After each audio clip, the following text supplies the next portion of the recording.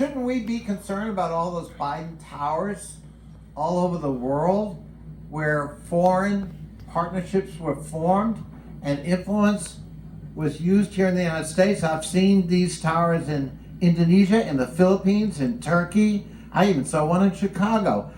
Shouldn't that be a source of concern of this committee in terms of influence, both foreign and domestic, when President Biden became president? If there were such things as Biden buildings, Well, was there anyone who did have them? I think we all know who had. Well, could you tell us? Because Well, just give I me think, the name, Professor. I think if we're talking about Mr. Trump. Thank you. Yeah. So, when President Biden appointed his son to manage U.S. foreign policy, both in the Persian Gulf and the Middle East peace, by the way, his son who couldn't qualify for getting a security clearance, but President Biden apparently granted it to Hunter anyhow, and then after leaving the White House, getting a $2 billion deal, because we're told by Mr. Dubinsky, follow the money, especially foreign money. Shouldn't that be of concern to us that maybe a sweetheart deal occurred with the blessing of the president with foreign money? And shouldn't we look into Hunter Biden for that, given the fact that he handled Middle East peace in the White House? It should have been a concern with President Trump and his son-in-law. Oh, Trump, I got that wrong again. I'm sorry.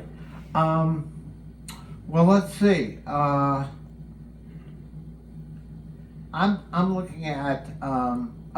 I heard again. I think it was Professor Turley talking about because he's not prejudging, of course, but he's just suggesting that maybe we want to look into criminal activity like obstruction, fraud, and abuse of power. So let's take fraud. So shouldn't we be concerned that a New York judge just found President Biden's organization committed fraud every year for the last 10 or 15 years, and that under the Martin law in New York, that Biden organization is now subject to dismemberment and dismantlement because of the fraudulent activity? Shouldn't that be a concern to us? That should be of concern with respect to Mr. Trump. Mr. Trump again. And in this case, we're not speculating. A judge actually made that ruling? Yes, sir. Should we be concerned about the personal? I mean, while we're at it, since we're loading on, shouldn't we be concerned about the personal behavior of the president? For example, President Trump or President Biden being found guilty of sexual assault and defamation associated with that activity, again in a civil court, in this case in New York? We should be concerned as it relates to Mr. Trump, yes. With Mr. Trump again.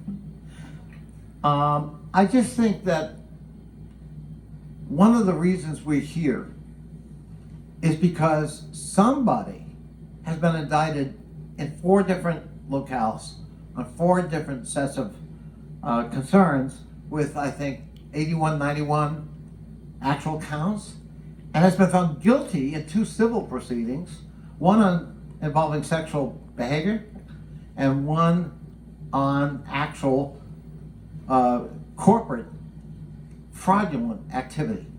And we don't want to talk about any of that. We want to speculate about discredited testimony from discredited witnesses like Rudy Giuliani, whom we're afraid to subpoena.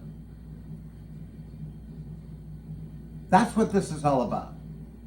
This isn't about our need to defend Joe Biden. This is about their need to make sure we get off topic, that we no longer talk about the pending criminal trials of the former president of the United States. And if anything's worthy of examination, that is, not this. I yield back. Chair